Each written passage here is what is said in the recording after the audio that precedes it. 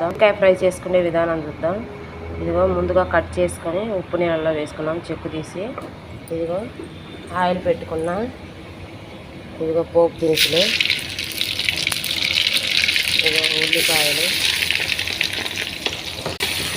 ఫ్రైకి ఆయిల్ ఎక్కువ పెట్టి కొంచెం కరివేపాకు.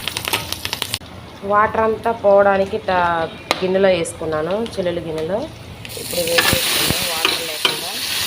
2 నిమిషాలు ఫ్రై చేసి అప్పుడు ఉప్పు పసుపు వేద్దాం. తీసి మూత వేసుకుందాం. మూత తీసి చూద్దాం. ఉప్పు పసుపు ఇప్పుడు వేద్దాం. ఉప్పు, పసుపు, పచ్చి కొబ్బరి పొడి. ఇది మాడిపోయి దగ్గరుండే కలబెట్టుకోవాలి సిమ్లో పెట్టుకొని. ఫైనల్గా కారం సరిపడా వేసుకుంటున్నా. ధనియాల, కొబ్బరి, జీలకర్ర పొడి. ఫైనల్గా